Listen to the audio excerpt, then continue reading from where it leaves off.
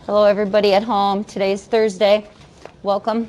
I hope you're all warm and comfy in your pajamas because it's cold out today. We're all here learning. Hopefully you tuning in. I had students ask me about the difference between an fMRI and the MRI. You guys good on that?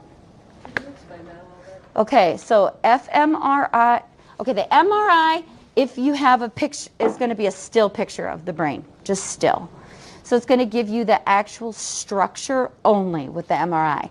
So you'd be able to see, the limbic system, the amygdala, the hippocampus. You could actually see that on that frame. On an fMRI, the difference is now we are seeing the function and the structure.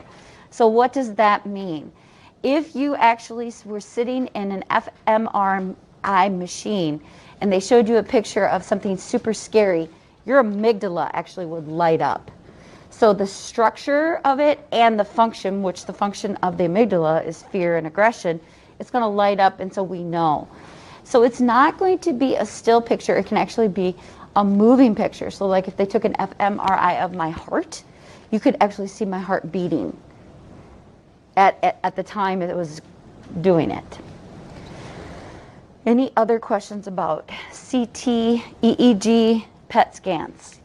You have 3 test questions on that particular learning target on your multiple choice section.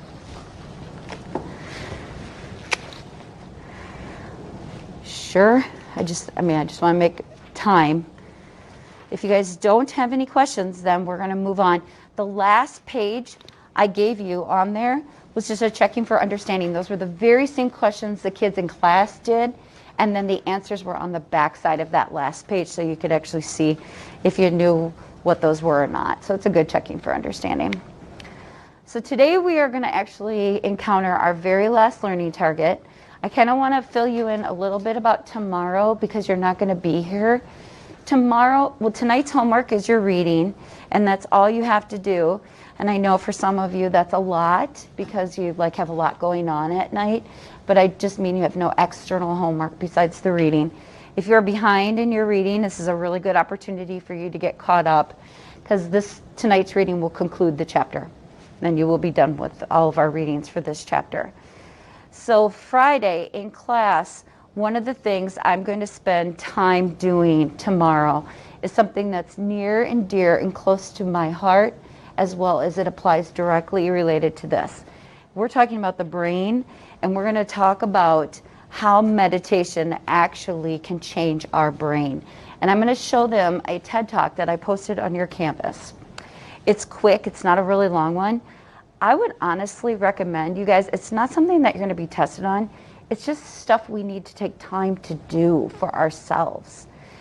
So when you're sitting in your bedroom tomorrow or wherever you do your homework on your couch or whatever, take that out, look at that TED Talk and give yourself a break a little bit and just learn about meditation is beyond just this, this teacher saying, this makes me feel good type of thing. What does it actually scientifically prove that it does to our brain? And that TED Talk explains that. So that's what we're going to be doing. I'm not going to videotape that tomorrow. Obviously, you guys can just tune in and watch that yourself. Okay? And then Monday, obviously, next week is a big testing day. Testing week for all of us. All right, so today we're going to go over the split brain studies and what they reveal about the functions of our 2 brain hemispheres. You're going to be on page 1 on that yellow split brain portion of the packet. So it's at the back. It's right before the pink. It's the very first page. I have those pages numbered, and it actually says split brain. So what we're going to do today is we're going to do a little bit of a demonstration. So, and the demonstration obviously is very simplified, but it's going to give us an idea of what it is like when you have 2 hemispheres. So first of all, let's ask this question. Why would somebody actually remove the cerebral cortex? What does the cerebral cortex do? First of all, let's start with that. Elena, what does the cerebral cortex do for us? Keep them together. The cerebral cortex? The cerebral cortex is all that gray matter. Okay. Okay, so that's what the cerebral cortex is. It's like your hat that you wear on your head. Think of Texas, a hat, and you put that on your head, and it's the whole thing. It's all the gray matter. So that's where all the lobes of the brain are. So then our corpus callosum, Josh, does what for us? Attaches the two hemispheres of the cerebellum. So speak to me as you are just talking. What is it going to do? The two hemispheres. So it does what? It sends the information between the two. It allows them to communicate. It allows the one side of the brain to communicate with the other side of the brain, correct? So what we're going to do is when you take a look, this is one brain. Here is our corpus callosum. And why would somebody, Bethany, sever that?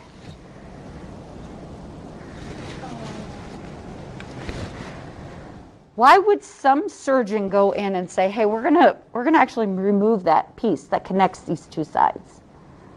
It's not in there. If you're looking. Any ideas?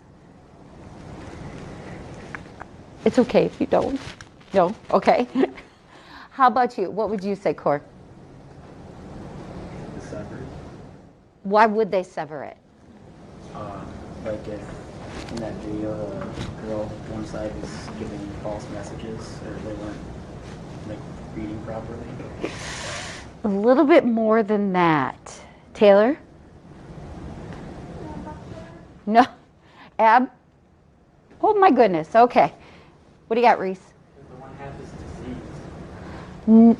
No. The most common reason why a doctor severs the two halves is because of epilepsy, which is and then what happens with epilepsy is you have seizures. Now a lot of you are shaking your head like, yes, I knew that. I think you're acting, and some of you are like, that's kind of, you need to know that, okay? So that would be one of the biggest reasons why people actually do this surgery. It's such a severe surgery. I mean, it's brain surgery. We're going to go in and we're going to remove the whole thing. What happens when they do that? It's not very common. It doesn't happen very often, but it does happen. And so I'm going to show you a video of Joe. But before we do, we're going to act like we have one brain, the two of us together. So you should be in memory right now. You should remember that the right side of your brain controls the left side of your body and vice versa, okay? So my right hand is controlled by my left side motor cortex. My left hand is controlled by my right side motor cortex. That's something we talked about as well as in your reading. So what we're going to do, and some of you are going to have to do some shifting. Some of you are already placed in correct positions. Those of you who have singles, go find a partner with two desks, please. So it'll be the two of you need to move appropriately. Everybody else looks like you can just stay right where you're at. Grab your, Taylor, you're going to need this.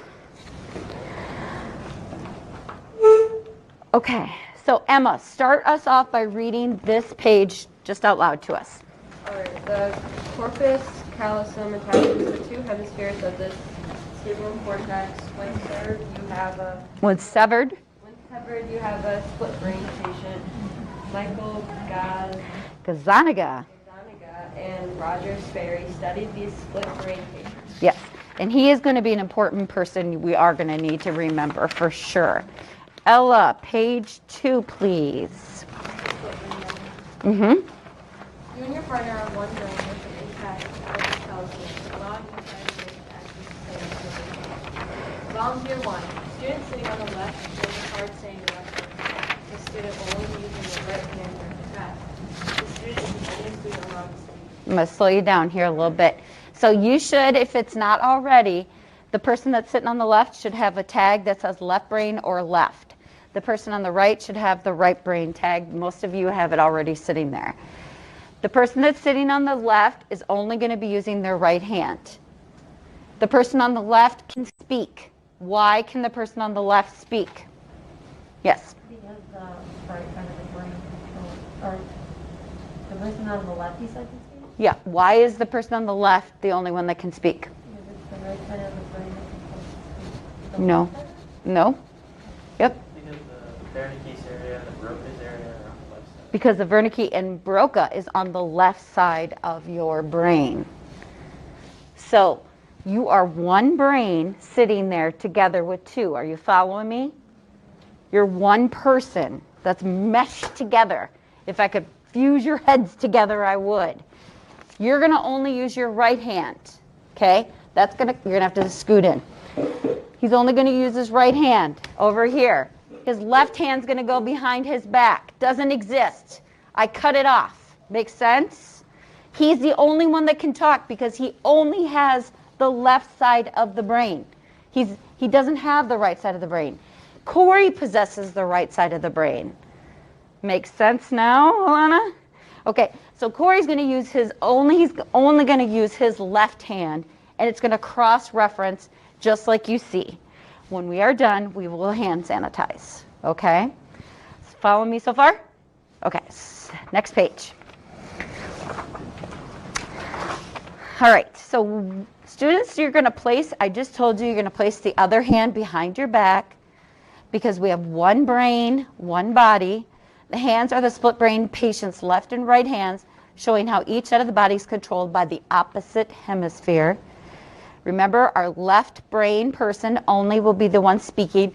The right brain person can't even nod, cannot communicate at all. There's no form of communication, okay?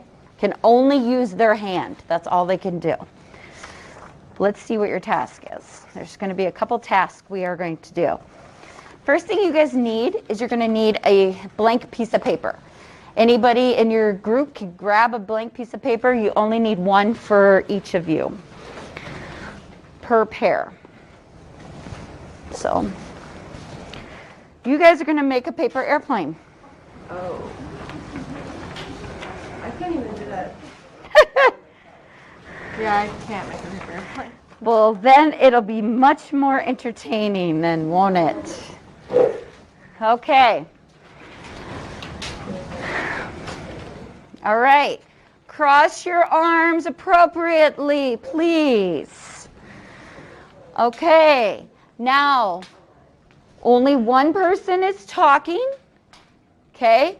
But the person that's sitting on the right side that's using their left hand is going to use their hand. Their hand still works, okay? Go ahead, make your paper airplane.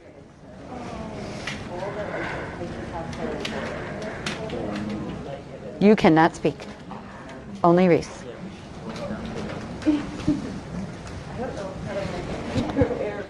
Cannot speak. What if I don't know how to make a paper? You're going to give it your best shot. Then we need a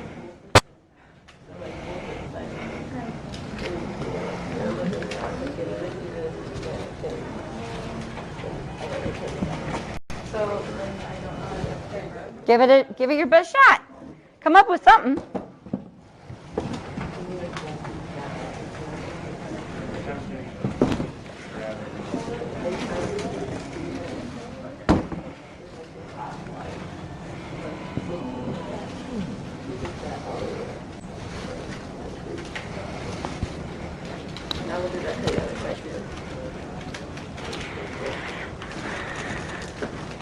This is not. It's a good thing you're not graded on a paper airplane skills.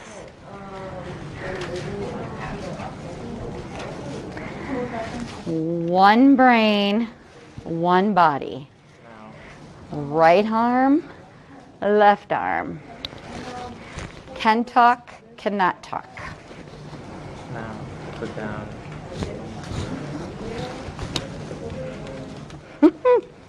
Gotta have it over there. It's gonna add to the complexity a little bit.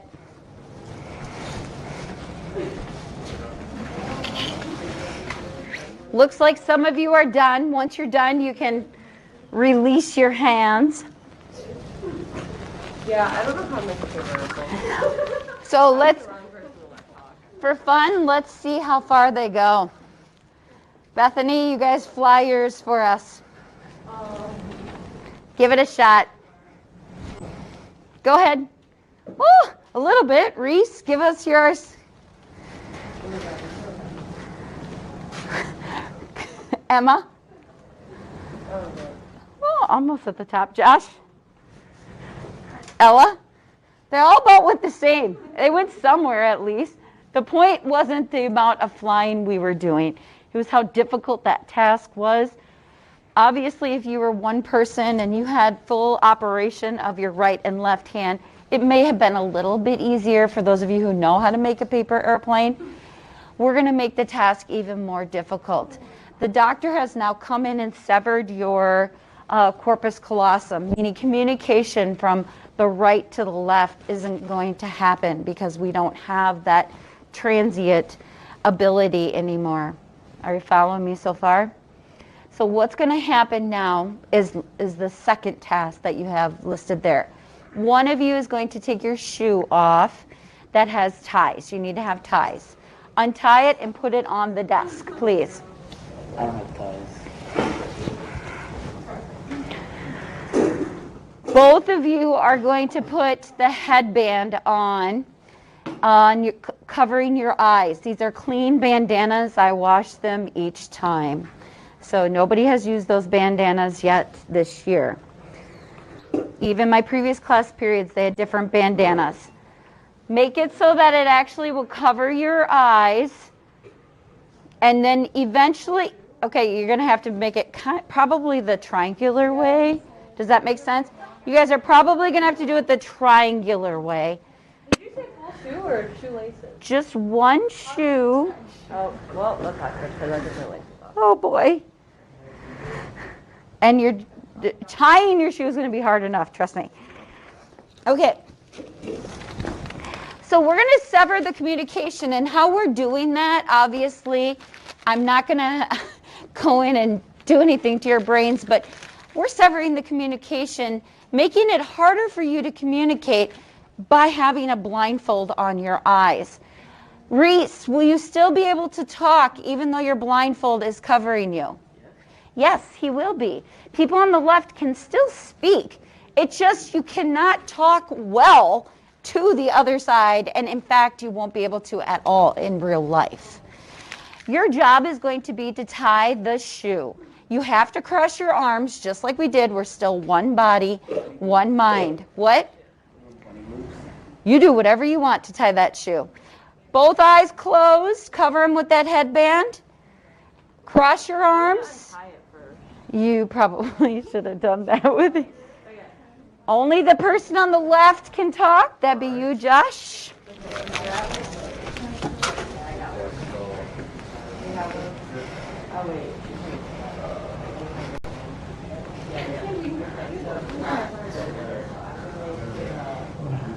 Look at your bottom. So now we have both eyes closed. Left person can still communicate, trying to tie the shoes, but our communication between the two is very difficult, if not in reality, impossible. I think you get one.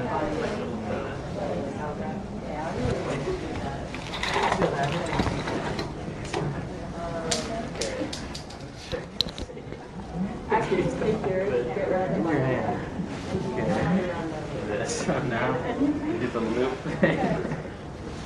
So you come around. I think it moved. Okay, so bunny ear. Cannot talk, Bethany. Oh, sorry. Okay, make a loop. Oh no, it's very hard. And then around. I want you to grab this. Here, grab that. Okay. This is hard. I can't even tell what's happening. I made a loop. You might have made one now. When you feel like you have exhausted yourself and your efforts, feel free to take your headband off. See your results. Josh, you guys did good?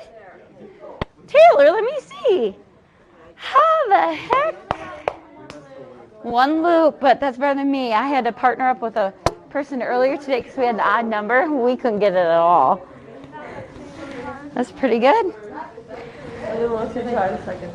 All right. How many of you were actually able to succeed partially or all the way? Okay, so not as many. Task much more difficult, yes? All right. feel free now to take those headbands off. If you don't mind folding them up for me, they're a little bit easier to transport if you just fold them nicely like I had them.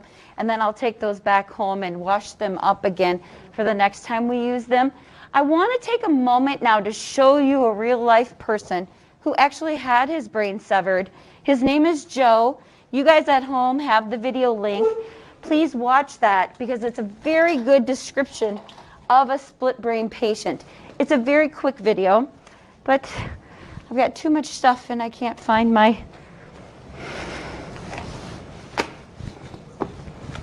controller. I feel like somebody that always loses their phone. Are you guys any of those people?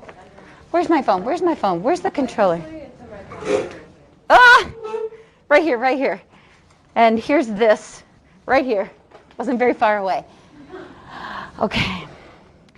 While I'm getting this up, you guys want to go, you are done touching each other. If you want to go sanitize, that'd be probably a really smart decision to make. And I'll get this up and going for us. Would somebody grab the lights when you're back there, just because it's going to be a little bit easier to see?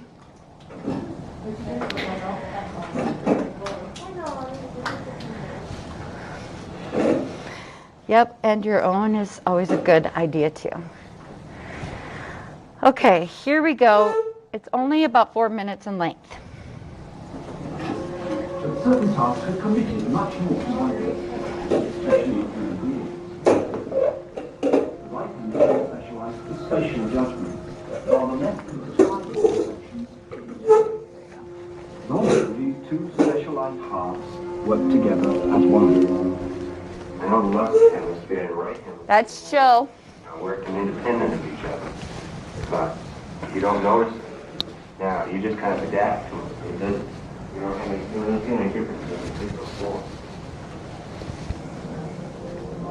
The corpus callosum, a huge bundle of fibers, connects the two halves. When damaged, in Joe's case, the surgery to remove epilepsy, it would almost seem as if two separate people sharing a single head. What we can do is play tricks by putting information into disconnected mute, non-causal right hemisphere and watch it produce behavior.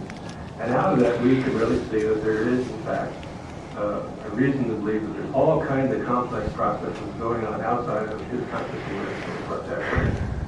Joe, I'm going to show you some things. I just want you to tell me what you see. Ready? Look right at that. Okay, turn to your partner and tell me what he can do there. Tell your partner, can he actually communicate that, please?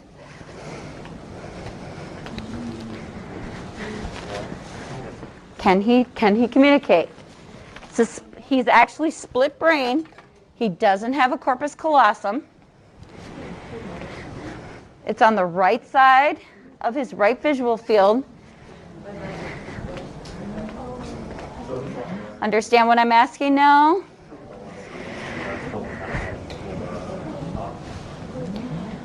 Okay.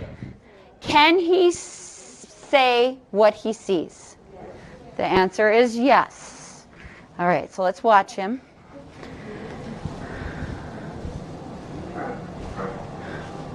Okay, you ready? Right, up. Great. Good. When Joe focuses on a point, everything to the right of the point goes to his left brain, the dominant hemisphere for language and speech. So we can see here that when we flash a word or picture, Joe is easily able to name it.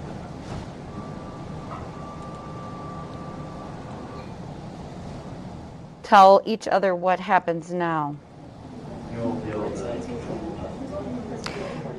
If you're saying he won't be able to say it, tell each other what he can do, though.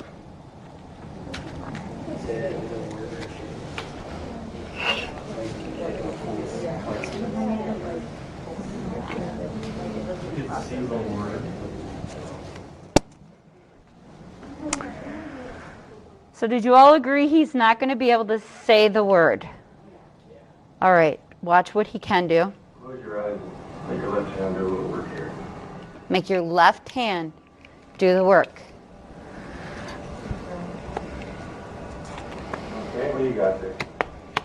And Okay, very good. Now, when a word or a picture falls to the left of a fixation point, that information goes to the disconnected right half brain. And as we can see here, Joe is unable to name it. Joe is able to draw the picture with his left hand, the left hand getting its major control from the right half brain. How do you feel? It having a split brain doesn't cause a whole heck of a lot of disruption, as I think a lot of us might think, oh my God, you have two brains, not one. The biggest disconnect is going to be with his sight if it's only going in the right visual field versus the left visual field. Turn to page 5 on the yellow sheet. Answer those 2 questions on page 5 with your partner. 1 and number 2 about Gabriel.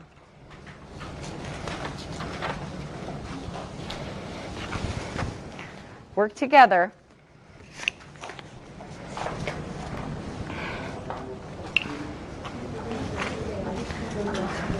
So we're on page 5 of the split brain, and they are answering that question based on what they just saw in the video and what we did in class.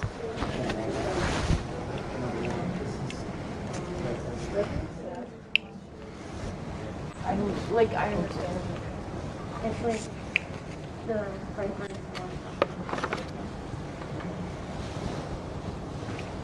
I think so. So it's over here, it's on his left side. It would be his right brain. So he's going to his right brain. Can he speak it? No. He cannot. That's right, because where's language? It's on the left side. That's right. Ella, you looked confused. I think I figured it out. Okay. Josh? Yep. How about you and Taylor? She's reading that second one right now, if you want to help her out.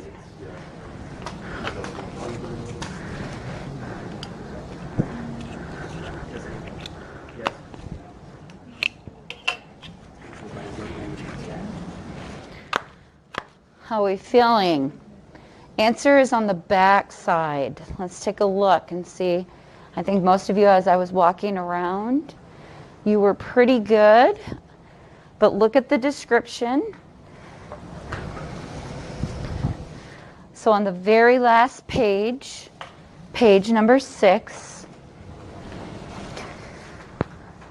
I've given you like an answer as well as, hey, this is why. So a fork is in his left hand on number 1. Can he name it? No, because that's going to the side of his hemisphere that actually doesn't have language. Can he draw it? Could he draw that fork if he sees it with his left hemisphere? Yeah. He could draw it. Do you remember that? Okay. This is kids get this wrong on the test a lot. So I need to make sure you understand. There's only 3 questions on brain hemispheric specialization on the exam, but this is definitely one. Now it's in his right hand. Can he name it? Yes, because it's going to my left side of my body. Okay.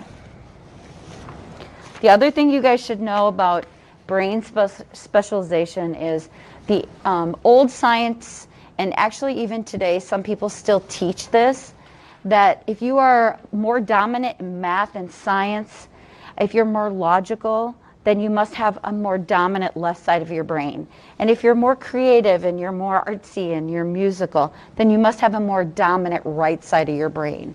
If you have ever heard that, that is false. We are seeing more and more and more that although logic and language is on your left side of your brain, the only thing that specializes, that says you can't have it if something goes wrong, would be the language piece.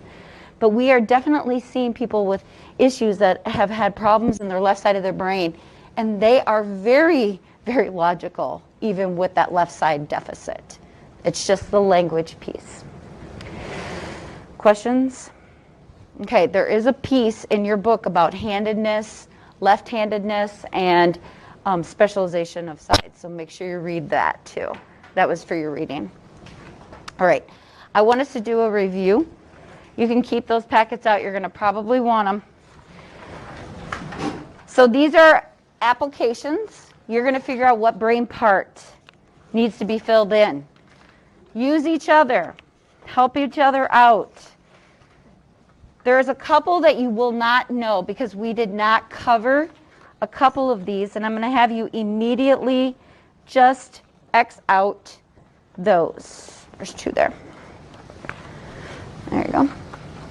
There's 2 there. So let's do the first one together to begin with, okay? So let's just start at the top.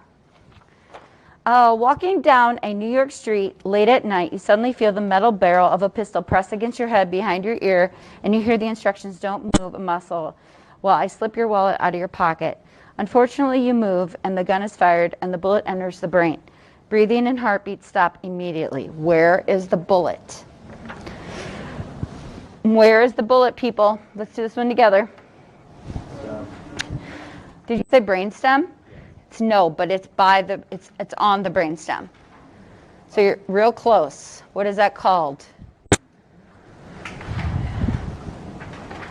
It's in your packets because we went over this stuff.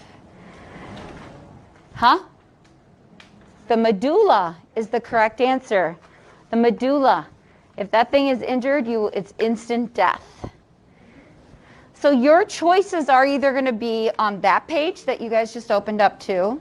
You're going to have the lobes of the brain. You're going to have the glands and the neurotransmitters. So there's 3 different pieces of reference that you can definitely look at.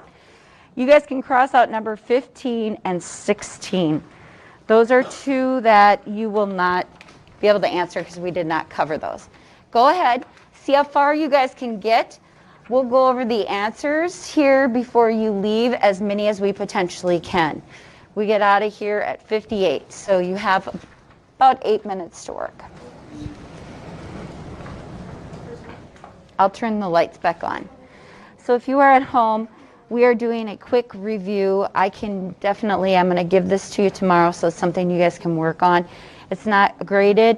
It's just to check for understanding, to review our brain areas that we've actually gone through. I hope you guys have a good night. Make sure you watch that Joe split brain video, and that should help clarify some of the points about split brain. Bye, everybody.